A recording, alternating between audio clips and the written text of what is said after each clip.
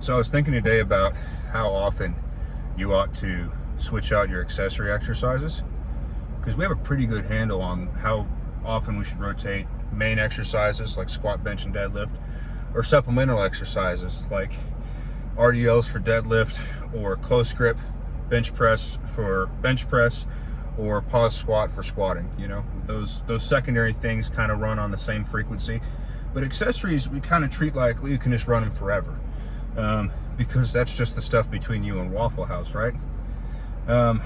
So I want to talk about an accessory that I'm doing this block.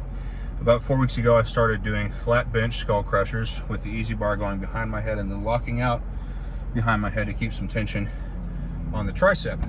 And week one, you know, I was getting used to it. I slapped some 10s on. It was a little shaky, but I did like 2 sets of 8 with 10. Next week, I did the 25s, and I was only able to get sets of 5. And then the next week, I got 3 sets of 8 with the 25s. And then a week later, I come in tonight and I do 6 sets of 8 with an even heavier weight. And no matter how pumped my arms got, I could always do another set of 8. So what happened there? Did I get twice as strong in a week? Absolutely not. My brain just figured out how to do the movement.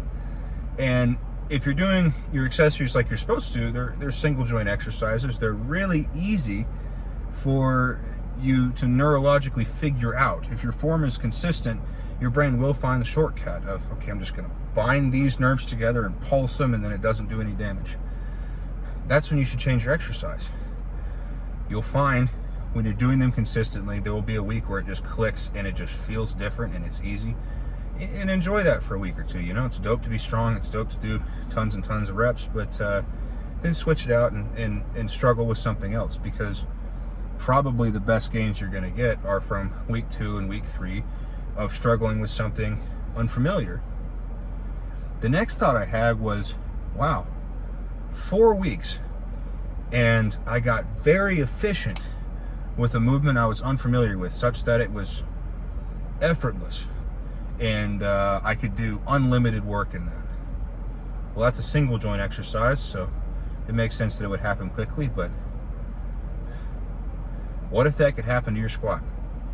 What if that could happen to your deadlift?